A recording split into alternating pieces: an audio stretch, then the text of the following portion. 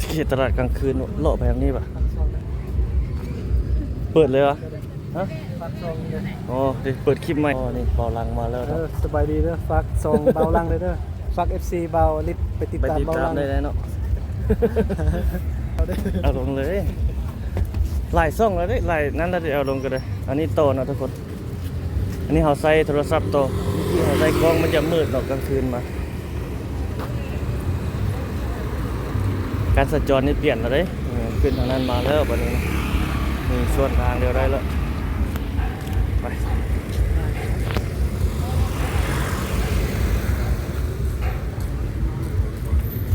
ปุ๊บรถกอกมาจะมีหลายคลิปนี้เลยเคยดู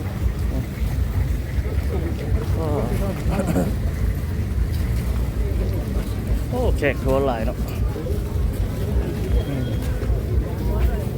แขกนักท่องเที่ยวหลายจะมาเขาก็เบิ่งเนี่ยมักเขาก็ซื้อเอา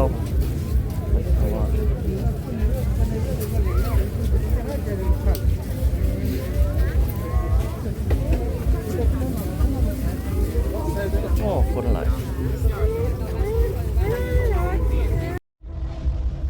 อ๋อต่อเมื่อกี้เอาโทรศัพท์มันคือว่าอยากสั่นเลยเอานี้ซะเอากล้องตัวนี้ซะ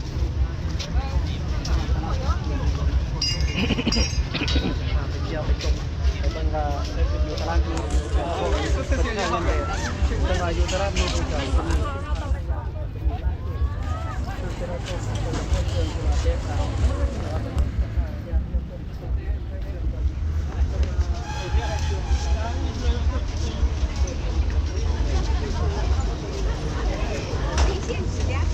โอเคนักท่องเที่ยวหลายอยู่แล้วเสื้อกีฬาก็มีเลย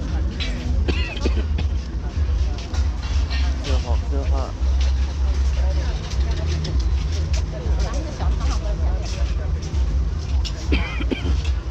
เขาก็บอกหลังไงเปิดคลิปอยู่ข้างหลังเขาก็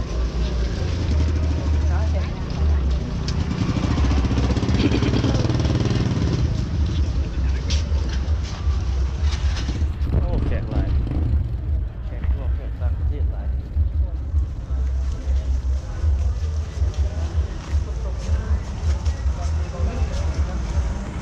จะเอาเครื่องมาขายแล้วมั้งจะตัดเอามาเนี่ยหมาไอ้ล้มนะคะ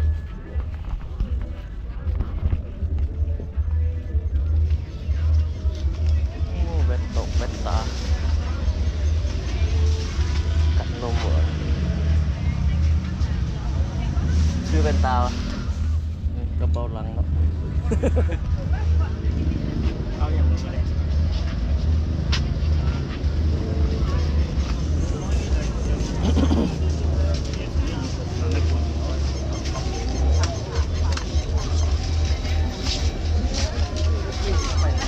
โอ้คนหลายแขกหลายเนาะเต็มเลย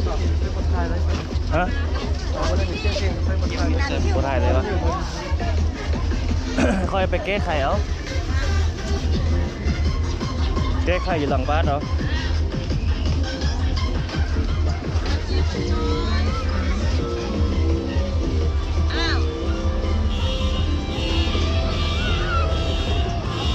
โอ้เสียงรถฮองอยู่เนาะอีกโอ้โมงชื่อโมงนี่ใส่ปะ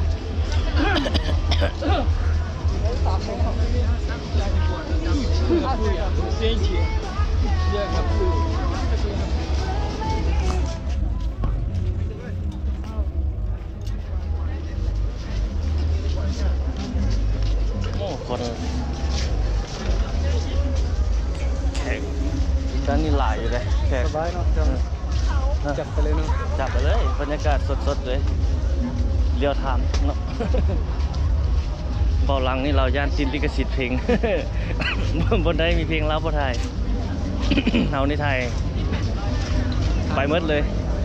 ไปแก้ไขอยู่หลังบ้านเอาตัวใดมันติดลิขสิทธิ์เขาจึงย้ายออก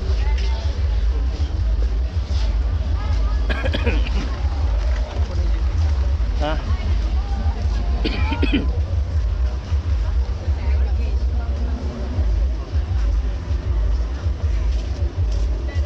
โอ้นี่โดนๆเขาจึงเข้ามาย่างโลดได้ทาง ในนี่สกลฝรั่งก็บ่ได้เข้ามาให้รอข้างในมีแนวซื้อจะเข้ามา แต่ว่าจุดเช็ดนอนขี่รถผ่านไปผ่านมาตลอดเลยอ่ะนะแต่นี่โดนๆยังเข้ามาเขาซิโบโลไปบนคันโนดไปพูดกันยาวลงไปลุ่มหมดเลยจิบไปทางหน้านี่เข้าไปทางตลาดขายของกินซุปสีหอมบอกเรายังขายอยู่ทางนี้อ่ะ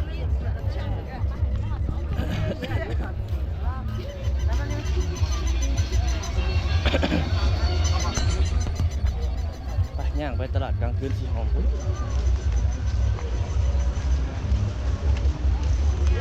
รถนี่ส่วนขึ้นแบบนี้เลยได้บัดนี้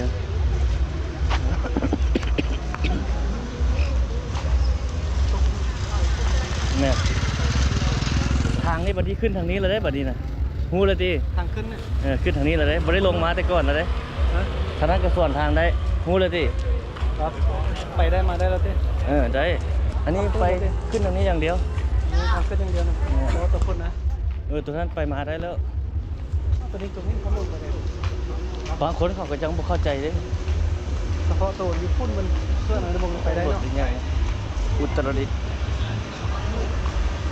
ไม่ได้ให้ไปเห็นทางที่เข้าใส่สุดมันชายขึ้น มันนั่นเจ้าถ่ายเราอะนี่เขาย่างก็นี่เขาเจ้าก็ประกาศครับพนักงานนี่ทุกคนช่วยครัวแม่ครัวช่วยครัว มาย่างเลาะบนทุกคนบรรยากาศสดๆมาแล้วก็มาอีกเรื่อยๆอัปเดตไปนี่แหละทุกคนเลิกเลิกงานแล้วก็มาเลาะมาชมบรรยากาศรถทางนั้นสวยเลยอันนี้ก็ใส่ลักอันนี้ได้กัน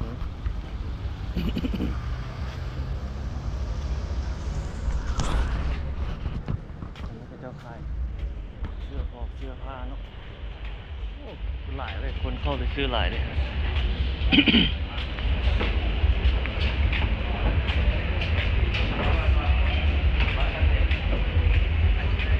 โอ้นี่เป็นปูนี่งามเนาะปูดอกไม้เท่านี้เลยปูดอกไม้ดอกบัวเลย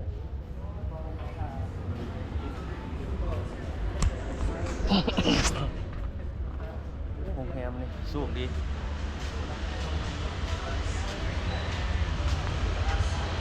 นักท่องเที่ยวก็หลายเนาะทางนั้นเปิดนั่งจะนั่งกินอาหารโอ้อันนี่งามเลยดักประดาเส้นงานได้งามหลาย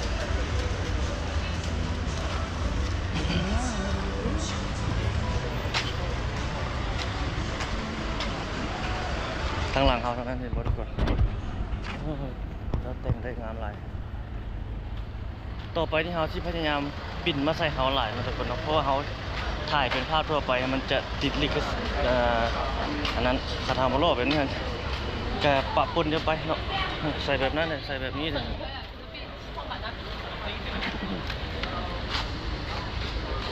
โอ้เต็มเลยแขกเจ้ากินแขกหลายกินหลายอาหาร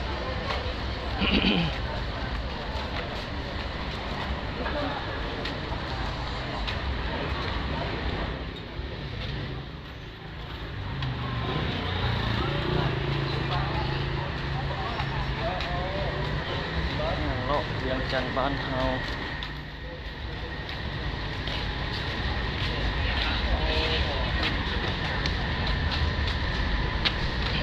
บรรยากาศสดงามยังไงเป่าลังเลยยังเปิดคลิปอยู่พุ่นอ่ะ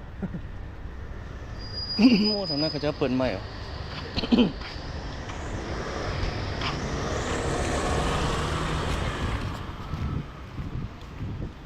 ซอยนี้เข้าไปนี่นักท่องเที่ยวเข้าไปหลายที่นี่ก็ได้เดินกระเจ้าไปพักแล้วว่าตรงที่เขาจะไปร่วมงานที่เป็นป่าก็เป็นเรื่องสิ่งใดแต่ไม่ยาก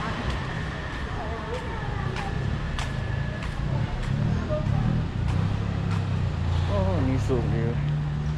จักสันของงานนี่2 4 5 6สันโอ้บอลังอยู่ใส่โอ้ยังปินทายแบบนี้ วัดองค์ตื้อมหาวิหารนั้น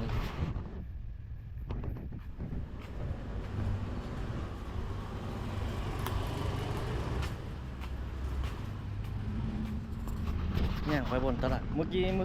คลิปหัวค่ำนะครับก็ไปแล้วเนาะไปแล้วคิดว่าส่องเบาหลังกันมาแล้วยังบ่มาก็เลยเอารถมาฝากไว้ทางแคมป์ของเพื่อจะกลับไปอีกครั้งเอาไปรอบบรรยากาศในยามกลางคืนแล้วนี่จะเป็นยังไงคนเริ่มมาหลายมาน้อยเลยแบบใด เอาก็มาเรื่อยๆดอก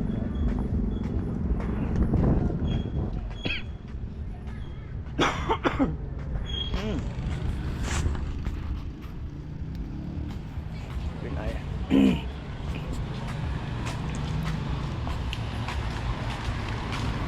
อันนี้คือบรรยากาศสดๆเด้อทุกคนเลยถ่ายอัปเดตให้ทุกคนได้เบิ่งได้ชม ดูก็มึงบ่รอดนะ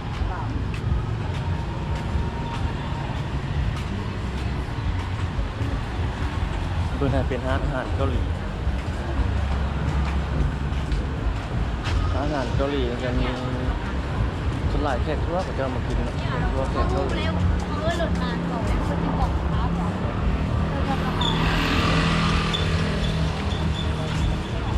ตามทางนั้นเลย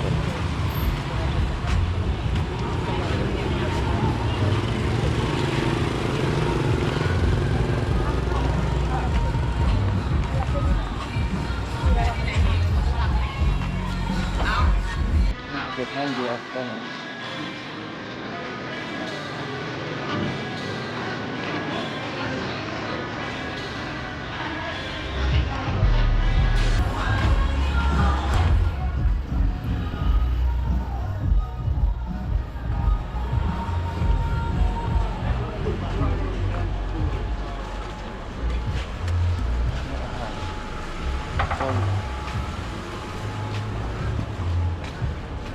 พนักงานเสิร์ฟสามารถเว้าภาษาจีนได้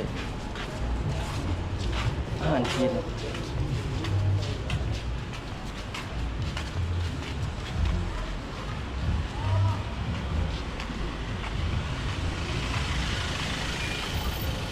นวดบ่นวดบ่ฮะมื้อหน้ามานวดเนาะ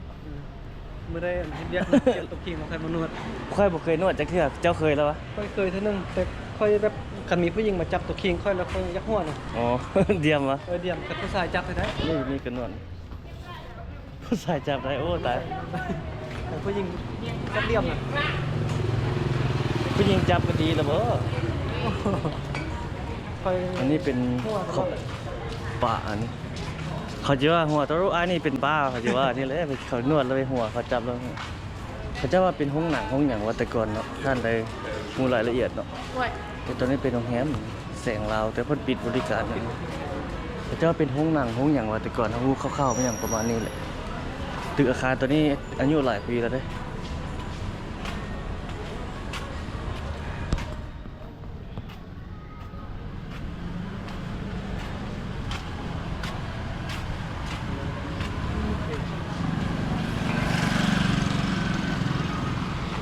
ร้านนวดหลายอยู่แถวนี้ย่างเลาะแล้วก็นั่นแล้วเมื่อยแล้วก็มานวดได้เด้ตัวถึงได้ค่อยมาสิขึ้นนะถึง ขึ้นไปถ่ายวิวถ่ายอย่างนั้นสองเบอร์นั่นหลายงานนวด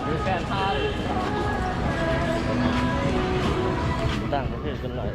ก็กินอาหารครับนวดเหรอ ไปกับเราตุกไปเลย นี่วะเอาเจ้ากระโบตุกเป็นนวดนี่เลยวะ บ่อยู่บางเวียง อ๋อ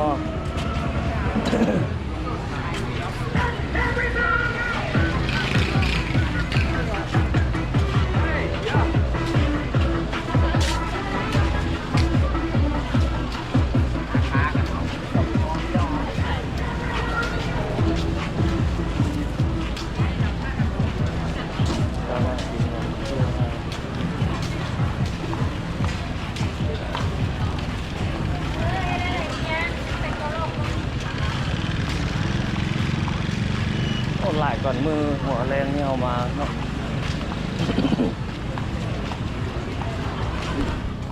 ว้าวอาหารการกินโอ้รอบโรงเรียน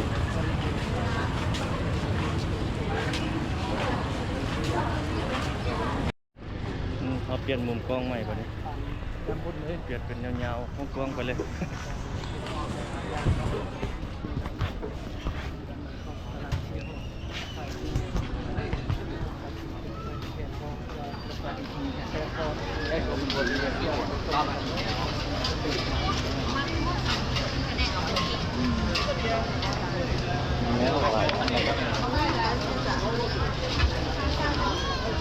สุดหากระตุกเศร้า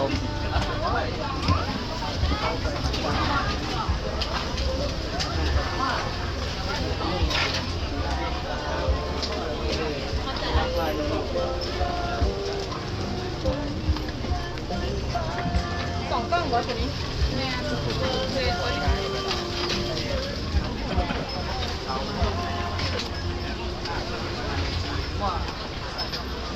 บุกินเนาะโลดอย่างเดียวอะ มากินตำกุ้งสดอิ่มแล้วนะเคยมากินเลย อิ่มก่อนละโอ้นี่นักท่องเที่ยวทั้งหมดอาหารแบบโบราณ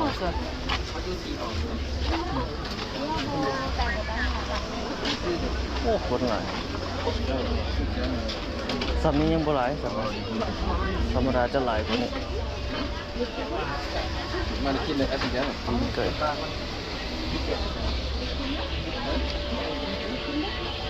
เป็นแล้วเดี๋ยวกินยา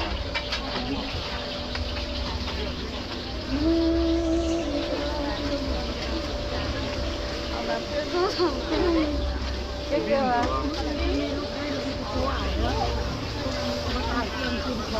กาแฟดอกตาลนะโอ้นี่ก็จะปั่นโหใหญ่ๆนะ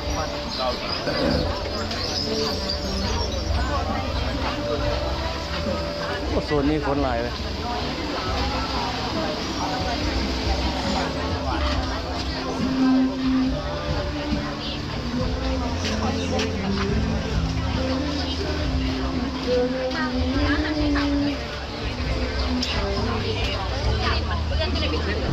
เยอะไปแล้วฮะ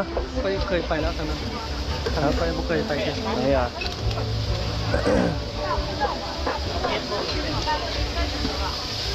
โอ้บุ้งอันนี้มาลาไปลุก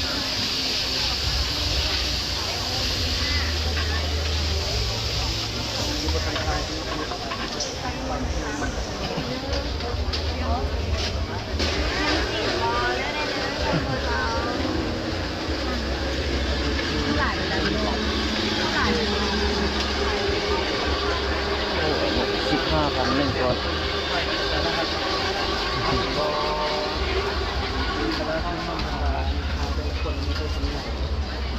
คนไทยเจอกันเขากินกิจกรรมกิน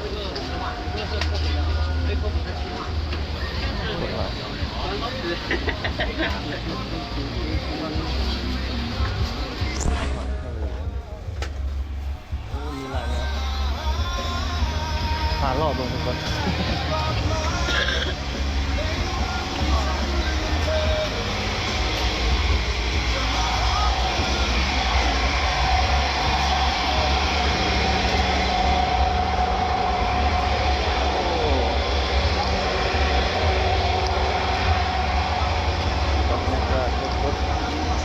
อันนี้เป็นร้านเบียร์อันนี้มารอบ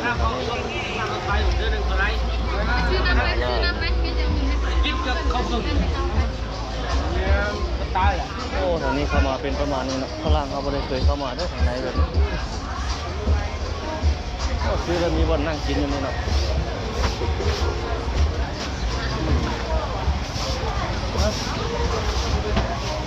ไหนเพื่อนวะตัวใดเอายังมีอีกว่ะเขาก็ยังบ่ได้เข้าโ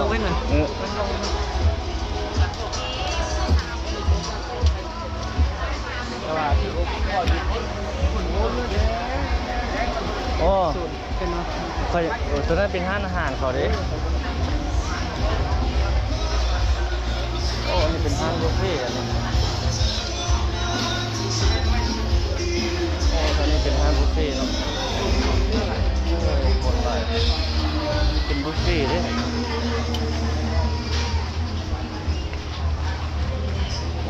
ฟ่ต์เขาเจ้าเนี่ยรุมจุ่มๆอยู่แบบนี้เลยคนไหลาย ทานทะเล สุดแล้วที่ทางนั้น มันเป็นมันบอลเจ้ารถต้องน่าจะมี ฮะ บอลเจ้ารถ อ๋อ เห็นแล้วไปคนละไปคน เออ มีเพียงไปนี่กันถูกต้อง อ๋ออันนี้เป็นห้างบุฟเฟ่ต์ มันบุฟเฟ่เนาะลอง คนหนึ่งนั้น3 แสนไป ทำกันเป็นเลยคุณจะกินโอยนี่ กลุ่มเขาเจ้าปีนเนี่ยอยู่แบบนี้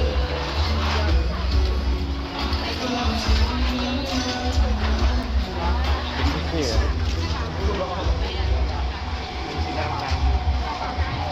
ไปตัวไหนต่อรอขึ้นเทิงก็ล่ะ เออยางไปเลย ย่าง ไม่น้อยอย่างนั้นนี่จะคิดไปเลี้ยงไทยเล่นว่าเอาลงมาเต็มเดือนเป็นเดือนหนึ่ง2 เดือนแจงอะไร ว่ะ แจงง่ายพอดีนะ มันกวดค่อยนี่เอาโดนๆละกวดเบิ่งโดนๆละกวดเบิ่ง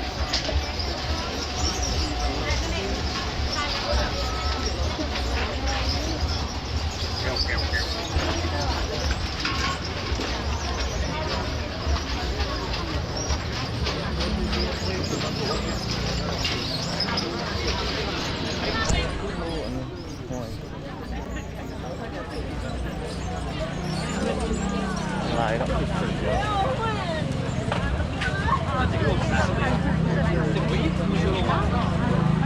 มีหอยต้มไหลคนเริ่มหลายแล้วบัดนี้อาหารการกินนี่คือว่าหลายเดี๋ยวนะยาวลงไปพุ่นละเขาสิบโลลงไปพุ่นแล้วมันกลับคืนทางนี้แหละ ยางเอาเนาะไปดิ กลับคืนทางนี้แหละ ไปจ้ะ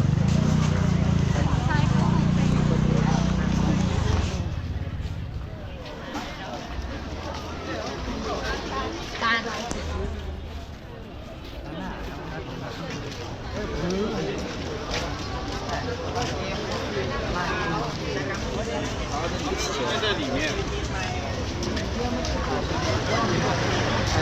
ไปเบิ่งไม่ค่าปะเป็นเราเนี่ย โอ้เราไปลงนะครับ 是什么？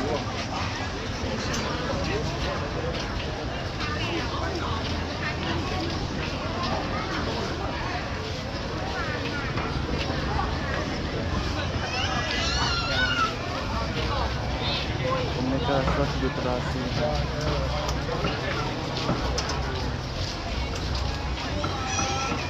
เราไปถ่ายนะคะคิดไม่ค่างามเราไปถ่ายนะอันนี้รอบอย่างนี้กันละ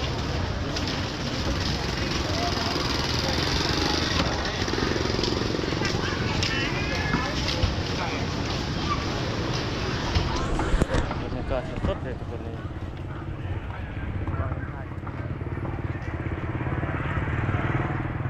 อย่างรอบขึ้นไปทางนี้ขึ้นไปเทิง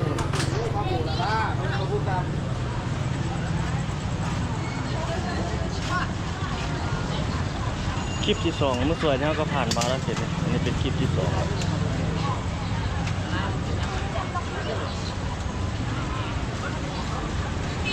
ไฟไหม้อย่างไรไม่ดูดวงเลยเพื่อน2 ขั้นนะหรอยังมากันหรอ หมดลายังอยู่ไปถ่ายเขาจะสัมภาษณ์ไหมครับ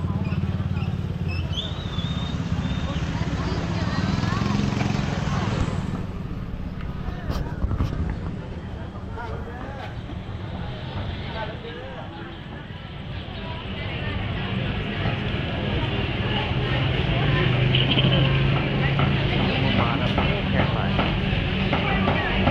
เจ้าสงวนแบบน่าทานก็ได้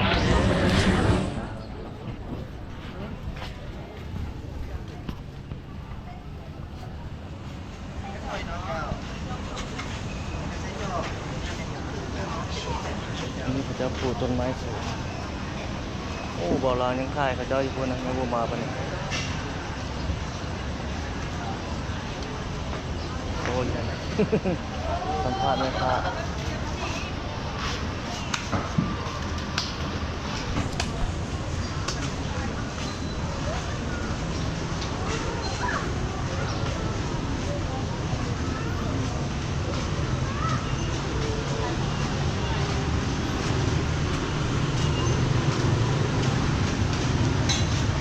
บรรยากาศคนหลายเนาะตอนแรงมาแล้วคนหลายเท่าไหร่เขา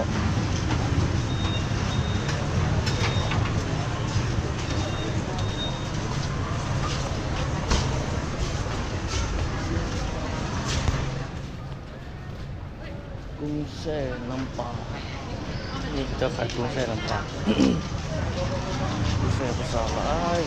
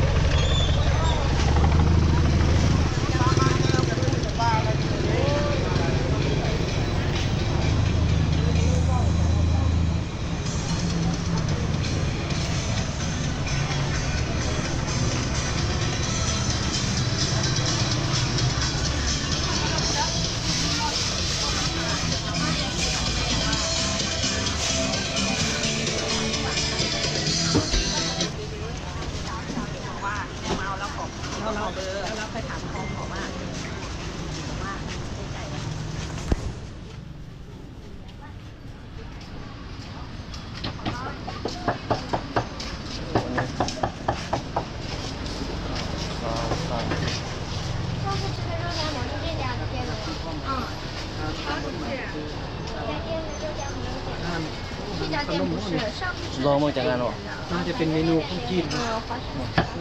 ของจีนบ้าง 50,000 อันนั้นนี่50 เป็นจีน50 เป็นจีนเป็นอาหารต้องเป็นจีนเนาะ เมนูค่ะอันนี้ขนม38 30 35หลายเนาะ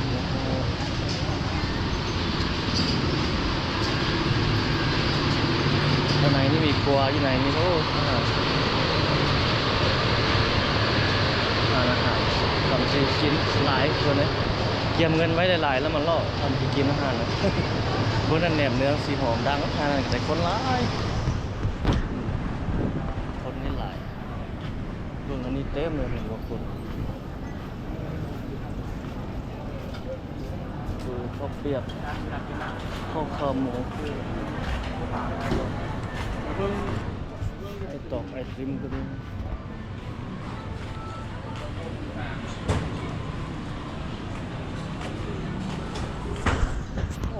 บ่อรองยังรออยู่ทั้งหลังคุณไปหาย่างไว้ไปก่อนแล้วฝืนมาเปลี่ยน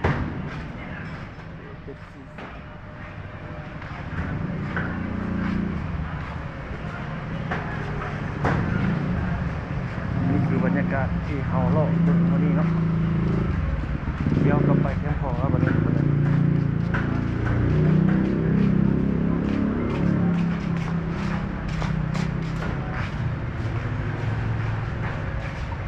โอ้อยู่แถวสีหอมที่ถ่ายคลิป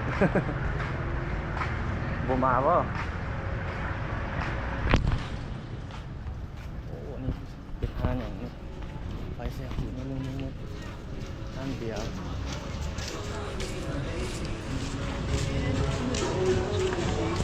โอ้เป็นห้างเดียว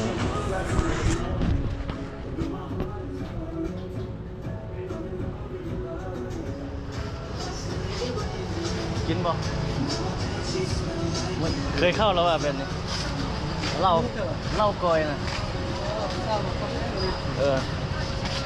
ไม่น่าผู้สาวมานั่งเลย มันเป็นเวทที่นั่งนำผู้สาวสบายเลยแย่งออกไปทางนี้ต่อยังดีเลยนะ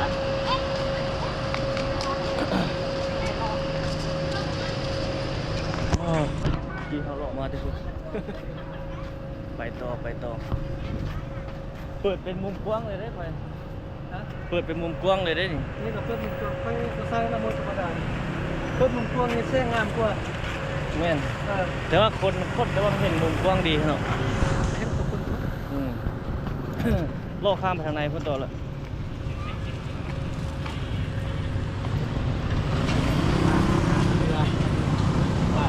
ตอกไอ้ตะลี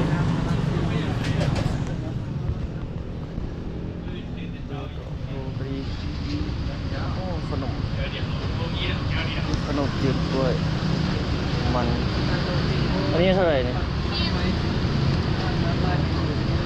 อันเท่าไหร่ ห่างก้อนซีฟ เอาห่าน ไปปั่นโอ้ซื้อยังกับ จืดกล้วย เกี่ยวกับเราดิฉันซื้อติดกล้วย มันด่างที่ยังบอกมันนะ เต็มลึก ไว้ มาก กับมันให้เอาสุดใจ เอาปุ่นเดียวนะ ใส่กระดงกระดิ่งเลย กล้วยกับมันนั่นเป็นโรตีน้ำปั่นก็มี รอบเด็กก็ใช่ รอบเด็กเหรอ กับ อยู่ใกล้ฮะนะ คอยออกมาก็กินข้าวอิ่มจับคนนี้ เอาเลยนะจับเอาเลยนะซีมเลยหรือเปล่ายังอิ่มอยู่เหรอ คอยกินข้าวปุ้นเนี่ยมากิน ไม่เหรอ เกี่ยวกับข้าว จะ เหนียว ปีกว่าเลยว่าข้าวปุ้นมาเลยเช่นกันวันนี้ก็ว่าจะไปเลาะกินเบิ้งเป็นอาหารแต่ว่าเอาจ้องมากินข้าวก่อน อืม แซ่บปะ ได้แล้วเอาเลยนะ ลองปะจืดกล้วยจืดลองซิมบ้างแบบแซ่บที่บ่บอเล็กก็ซื้อราคาเท่าไหร่นี่ 5 อัน 10,000 5 ก้อน10,000กิโล ก็ต้องส่งทางเก็บอ่ะ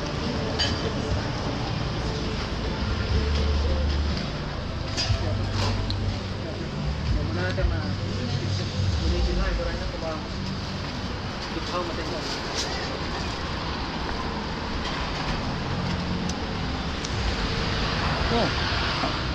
พักเลยเนาะเฮ้ยไหม พอแล้ว อืม พอแล้วซ้ำท่านนะ สาม พอแล้วนะไม่กินน้ำตื้นไปเลยนะ อืมแม่นเลย เที่ยงน้ำตื้นไปเลย เอาน้ำใส่ถุงมาหมดน่ะ ไปบอกเจ้าที่พักฟรีแต่ว่าเงินเดือนกินข้าวจะซื้อกินเองไหมน่ะเห็นบอก แม่ น่าจะกินข้าวแล้วแบบค่อยมาถ่ายคลิปตัวนี้เอาแต่ที่ ยัง บริเซียเงินนั่น อยู่ ละ ไปเสียเงินหลายเนาะ เออ เอ้าอยู่ห้างเขาก็กินข้าวคือเดียวเนาะ ดูใส่ เอาออกมาซื้อกินยี่นอกก็คือเดียว กินกันละเดียวกันเรากินพ่อมาถ่ายพ่อแม่ได้เงินพร้อม อืม ดีบุดีค่าถ่ายคลิปมันได้ไล่ตัวซื้อ แม่น เนี่ยเดี๋ยวนี้เขาจะเปลี่ยนแล้วเช็ดคอนเทนต์ลอกกินแบบนี้ อืม มือหนึงจะเป็นข้าวซ้ำครับแต่ก็ถ่ายมือหนึงซ้ำคลิปเนี่ยมันก็ได้แล้ว บุรุษเทินเนาะ เออ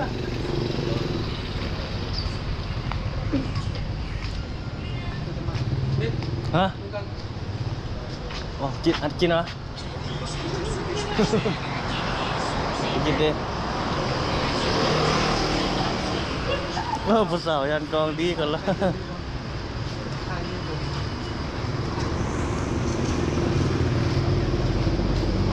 ฝือ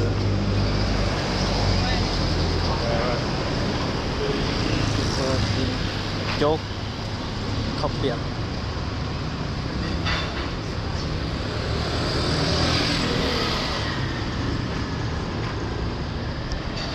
โอ้เบาหลังสัมภาษณ์ผู้สาว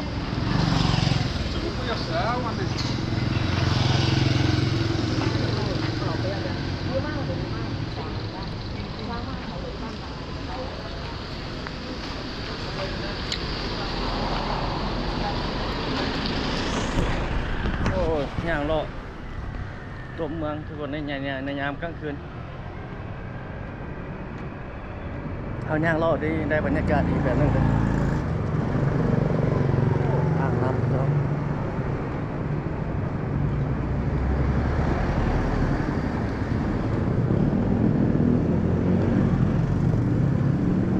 นี่ไฟแดงคือมีด้วยแต่ว่าเพิ่นยังบ่ทันเปิดนั่นเพื่อนยังบ่ได้เปิดยังน่าจะยังบ่ทันแล้วนะ กำลังปรับปรุงปรับแปลงอยู่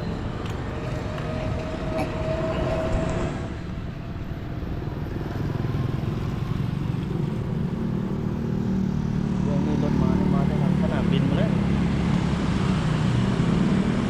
มาทั้งสีไข่พุ่นเลยรถมา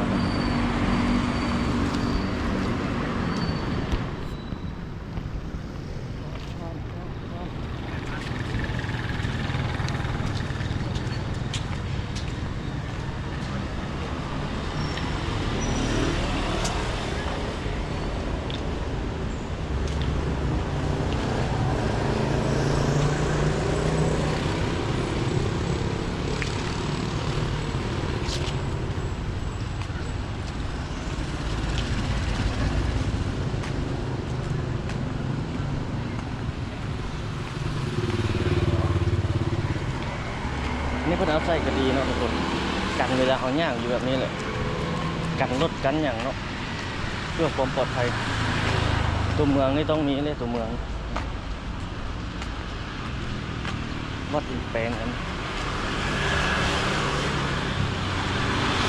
บรรยากาศในยามกลางคืนนี่เขาย่างรอบแบบนี้นี่โอ้สุ่มเย็นดีอากาศเย็นดี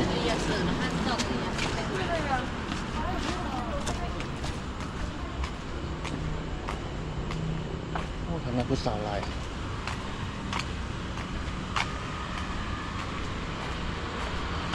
เด็ดสัมภาษณ์ผู้สาวอ่ะ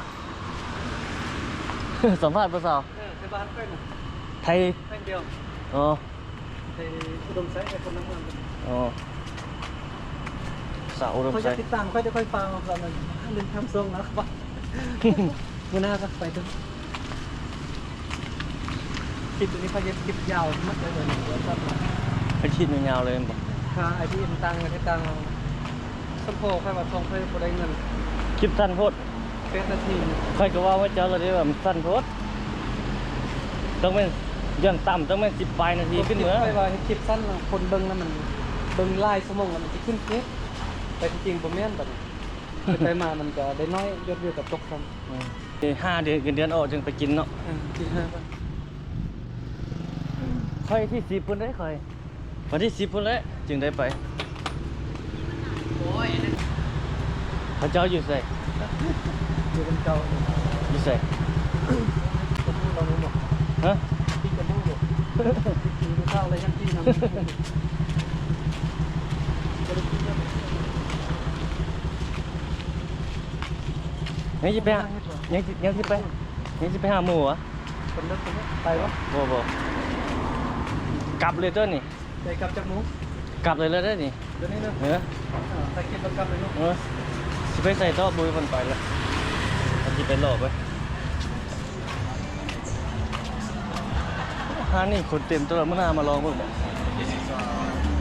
Another restaurant. ไปเที่ยววันนึงไปนะ ฮะ ไปส่งจะปะ Because the other one is ไปหยังก่อน ไปบนเที่ยวโซนที่เขาขายคุกกินนะ อยู่ใส่อยู่ใส่ เรื่องนั้นไปวะ ตะลุ่มมา เที่ยวโซนห้านั่นเลยเขาเปิดเพลงเต้ เปิดคือเดียวเมื่อนายังไปก็ได้ยังหลายมือละจงไว้หลายมือ คือไปโซนได้เลยจอน กลับแล้วได้นี่เนี่ย ครับเด้อ โอ้มันยมเลยถ้าหล่นตรงนี้บ่ก็ได้มักยม จะส่งอันนั้นให้ได้ปะ ส่งไปยัง ทานอันเอาไป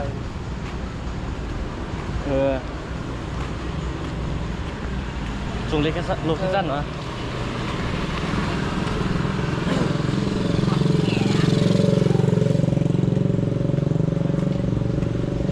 คนเจ้าเห็ดเจ้าทีแล้วเลยเนี่ย อันนี้จะยางเกี่ยวกับตลาดด้วยละแต่ว่าเราบางทางมันจะมีทาง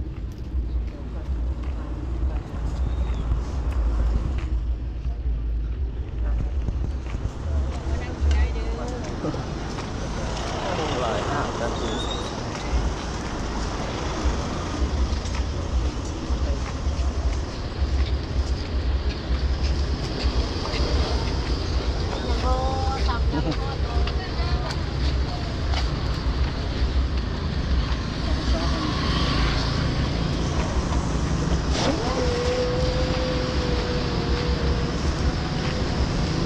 ยับจบยับกินกันมีเบียร์กันมีโอ้รถตัดท่องเที่ยว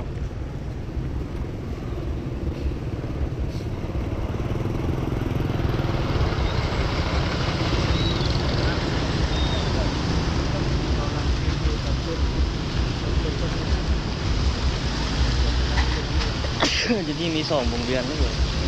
นั่นตัวหนึงนั่นตัวหนึง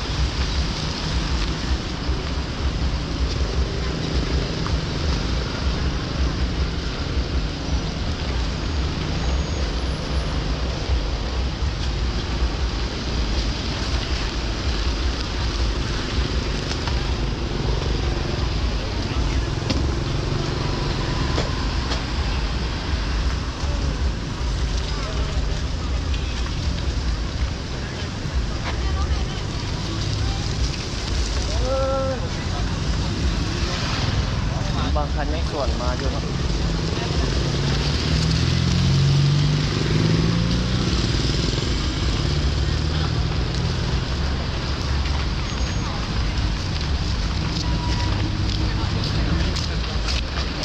รถไหลวนนี่ก็เป็นเบาลิฟต์ สบายดี มาอยู่เวียงนี่ก็เพิ่นพาเบาลังเนาะ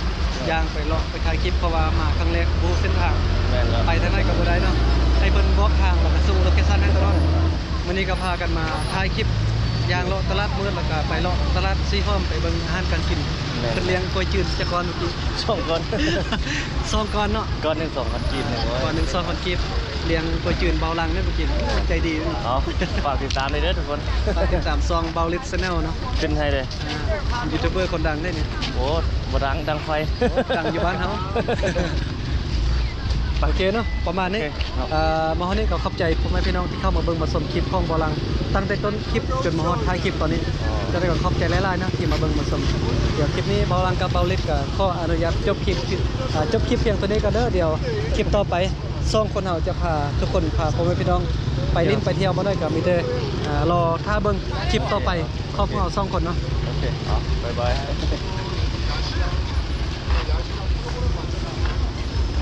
มีมารยาท แม่นแต่ก่อนนะแม่นปิดไปเลยเนาะ ไปเลยแล้วค่อยคิดว่าบ่เป็นยังไงนะ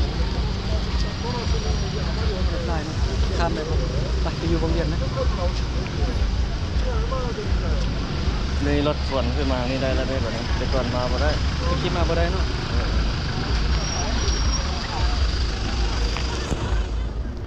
โอ้รถหลายเนาะเป็นในวันเลยแบบนี้อ๋อคลิปนี้เขาก็สิประมาณนี้ละโลกกับเบาลังเนาะเป็นยังไงม่วนอยู่วะ โอ้วันนี้ก็ม่วนหลายเนาะไปเล่น ตลาดมืดแล้วก็ไปเล่นตลาดซีฮ้อมไปเบิ่งอาหารการกินอยู่ตลาดซีฮ้อมก็คือว่ารสชาติแซ่บหลายเนาะบริษใจดีเลี้ยงขนมซองก่อน เอาเนาะประมาณนี้คลิปนี้ทุกคนเนาะขอบใจพบกันใหม่สบายดี